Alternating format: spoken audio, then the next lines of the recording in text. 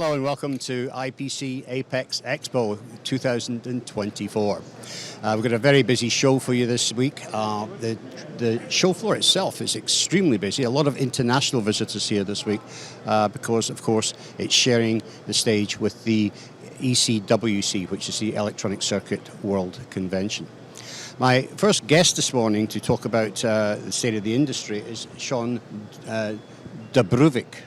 Dubravac, I'm sorry, Shawn Dubravac. And of course, you're responsible for the financial side of IPC and been able to look at the industry and give us an update on the health of the industry. Yeah, I'm IPC's chief economist. Yeah, so let's take it away and give us an update of where we're standing at the moment. Yeah, I mean, things are looking pretty good. When I'm looking at the industry, we're obviously, we focus strongly on things like orders and shipments. We've overcome a lot of supply chain constraints, yes, which is helping now.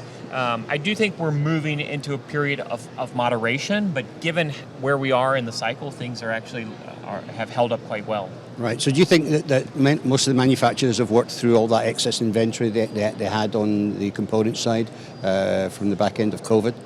I think that manufacturers and supply chain managers are constantly adjusting, right? Mm-hmm. They're constantly adjusting to issues in the supply chain, whether it's costs. You know, we've seen copper prices rising lately, right, and some supply issues there that have caused prices to go up. So they're making adjustments there. We've seen a bridge collapse in Baltimore, so that impacts some companies, and so they have to start to make adjustments there. So supply chain management is about constantly making adjustments, and so I think that is an ongoing process that we will go through forever. Absolutely. So I mean, you look at obviously the state of the industry from a global perspective. You look at across the entire supply chain. What are some of the leading indicators that you're looking for? Yeah, as I mentioned, we look at orders, we look at shipments. I think the other thing to note is that we're at a very interesting point in our transition, if you will, or in our history, where you are seeing some manufacturing capabilities and capacity moving to North America. Mexico has obviously benefited from that. The U.S. has benefited from that. We've seen movements within Asia as manufacturers work to diversify some of their supply chain. So you've seen a lot of dynamic changes, and I think we're just at the cusp of many of those changes. Here in the U.S., for example, you've had a number of legislative initiatives that have driven investment into the manufacturing sector, whether you're looking at the CHIPS Act, the Inflation Adjustment Act, or others. And we're right now seeing a tremendous amount of investment going into construction, especially in the manufacturing sector. So this is all capacity that's going to come online in the coming years.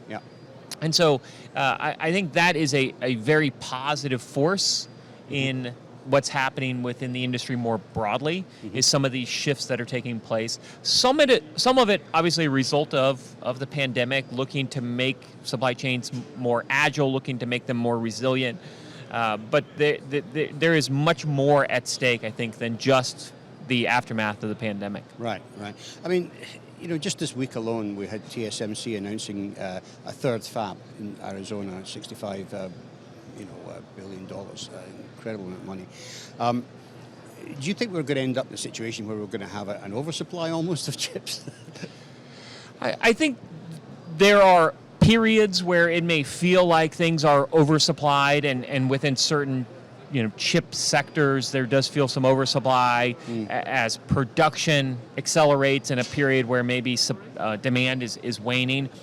But because we are seeing a broad transformation of all products, all manufacturing, we're seeing electronics move into everything. Right. As a result of that, the long-term trajectory is certainly for more and more demand across all new sectors of the economy, across all new product classes, and so over time, I think there is room to grow.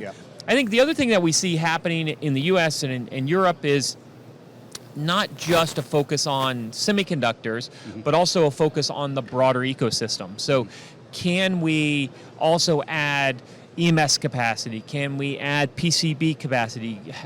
What are we thinking about when it comes to packaging of these semiconductors? Because just producing them here or producing them in Europe isn't enough. We need to look at the broader ecosystem. And I think for the first time, really, we're seeing a greater focus from policymakers, from manufacturers, in this idea of let's focus not just on one piece of the supply chain, but let's focus on more holistically everything that's happening in the electronic supply chain. Right, okay. So, you mentioned at the start of the interview, we're going through a little bit of a mini lull at the moment, but there's some people predicting that Q3 and Q4 we're going to see an uptick.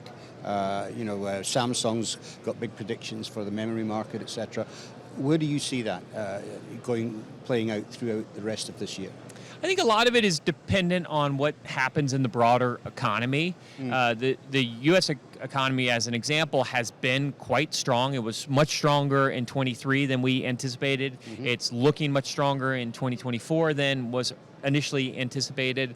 And so there is still a lot of strength in the underlying economy. Just last week, for example, we had a labor report that was the strongest we've had in months.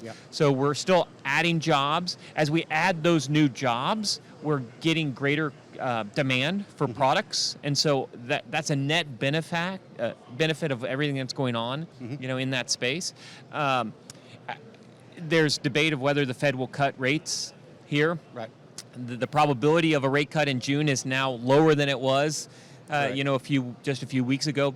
Partly because of that strong labor report and the strong underlying economy, there's a feeling that maybe the Fed doesn't need to cut rates so quickly.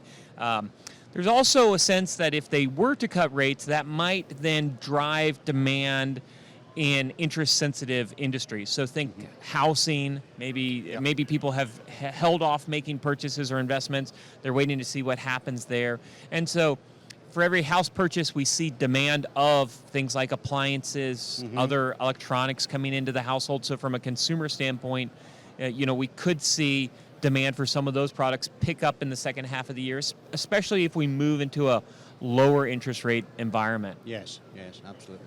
Well, as you said, it's a very dynamic environment, and we're going to, continue to monitor it going forward. So I want to thank you for that so far, Shawn.